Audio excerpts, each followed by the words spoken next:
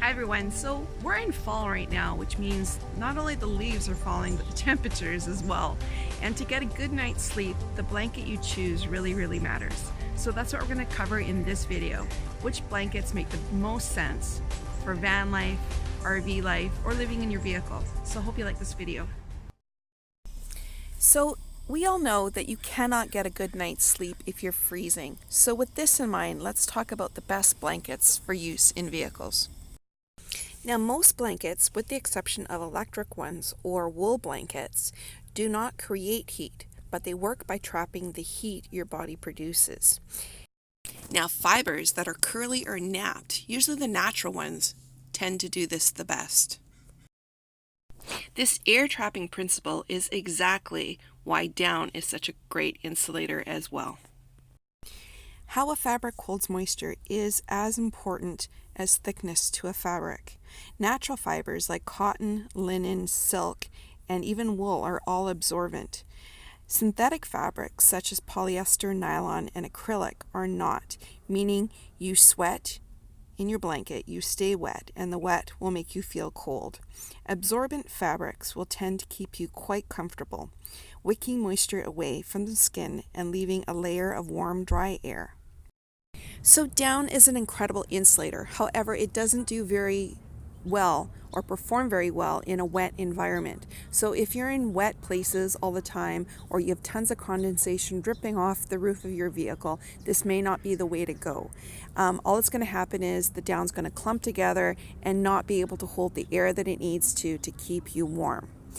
Now, with down quilts, there's a thing called fill power, and less is more. Fill power denotes the volume of a single ounce of down. So high fill power comes from down of mature birds. It insulates best and weighs the least. So down bedding is basically made by sandwiching that lofty down in between two layers of fabric, usually cotton, but not always. Now, not only is it sandwiched, but it's also quilted. And the reason for the quilting with down bedding is to prevent the shifting of the down or your down and feather combinations to one area in the blanket. This gives you a nice uniform warmth throughout the entire blanket.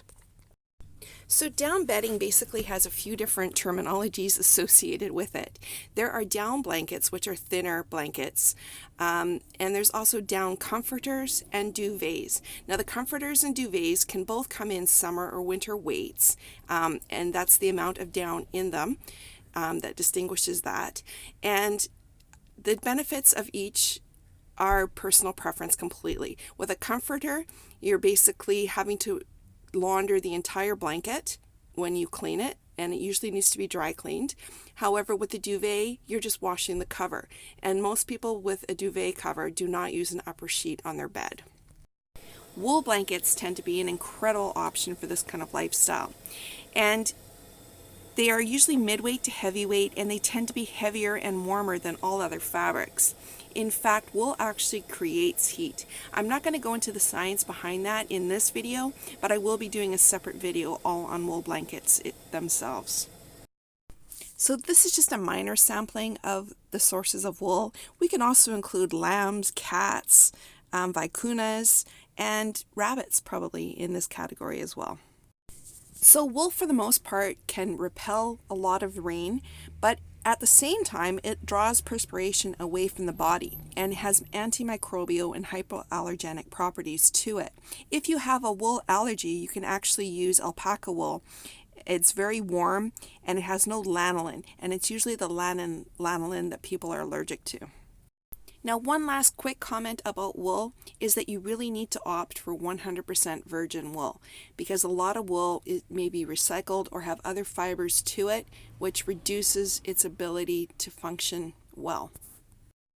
Now, I've added silk here, but it won't function as a good blanket per se, but it is known for its strength, softness, and warmth. Would make a fantastic duvet cover, as it offers the ultimate in luxury.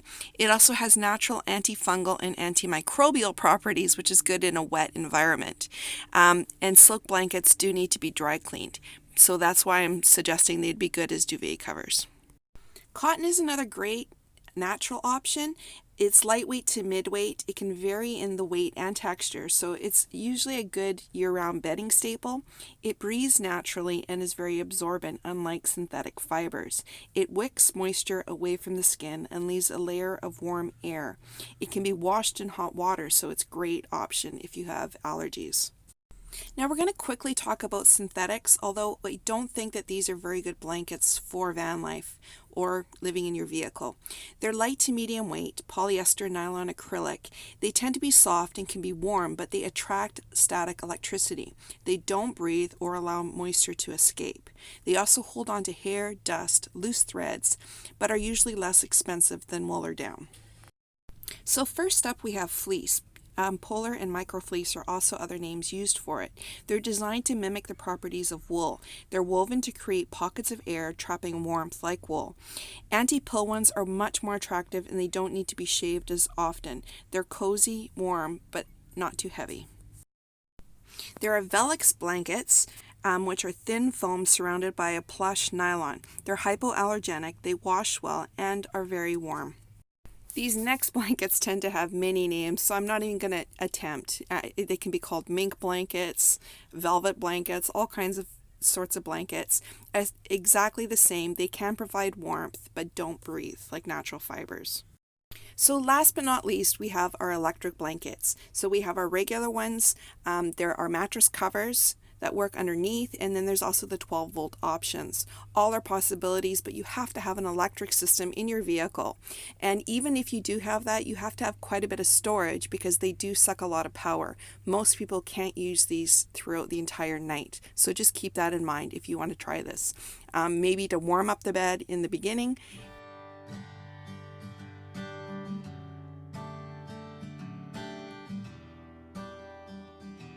So which blanket is best? Well, the natural ones, of course. So your down or your wool blankets will far outlive and give you superior warmth through the night compared to any other blankets. Now, they are the most pricey options, of course. So if you have to opt for one of the synthetic fabrics, use the advice that we've given you in the video on them, although we didn't tell you a lot.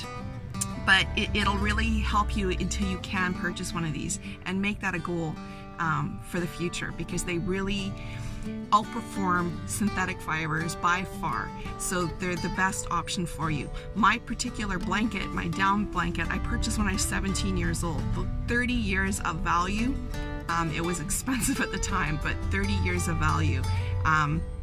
You can't beat that. And if you can find a merino wool cover, like a duvet for it, you'd have the best of both worlds. Watch for the video on wool blankets coming out, because it's going to have the science behind wool, because it does amazing things. It actually does create heat itself, wool. So you're going to really want to see that video. And please comment down below what blankets you're using and what success you've had with them and what you like and don't like about them. We'd really appreciate that feedback if you wouldn't mind offering it to us. It really helps us with our future content. If you like the video, please give it a thumbs up and have a great day, guys. Hope this video was helpful to you.